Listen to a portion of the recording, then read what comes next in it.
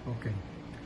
Maligayang bati sa pagdiriwang ng ika-36 na anibersaryo ng dating Acupuncture Therapeutic Resource Center at ngayon ay Integrative Medicine and Healthcare System, INAM. At ako ay natutuwa dahil nakalampas na sila sa 3 dekada at malapit na sa pang-4 na dekada at sana ay patuloy na maglingkod kayo sa sambayanang Pilipino. Alam ko na sa pamamagitan ng direksyon ng aking mahal na kasama na si Dr. Isidro Sia, kilala bilang Father of Traditional Medicine, ay magpapatuloy ito sa tamang direksyon.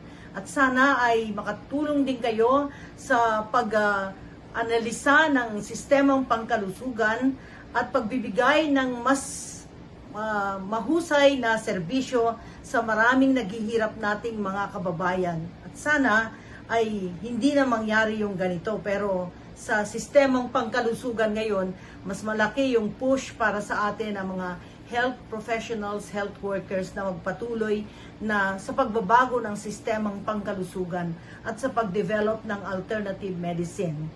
At natutuwa ako na 36 na taon na noon ang inendorso namin ang programang ito sa kay Carl Schoenberg ng IZE, at ito ay sa pamamagitan ng National Ecumenical Health Concerns Committee, National Council of Churches in the Philippines. Kasama ko noon si Pearl Domingo at si Jessie Racimo at si Yvonne Taguba. Kami yung mga unang mga nandyan sa National Council of Churches in the Philippines. Wala nang health program pero may mga ibang programa na dinevelop ang ating NCCP.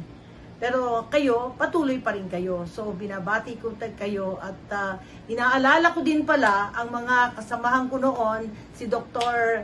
Benji de la Paz, si Dr. Jenny Madamba, at saka si Dr. Pantig. At si Jenny ay patuloy pang naglilingkod dyan. At ako'y natutuwa na siya ay gumaling at patuloy na magbibigay ng mahusay na paggabay din sa inyo kasama ni Dr. Isidro Sia at si Annie na matagal na ding nandyan bilang administrator ng programang ito.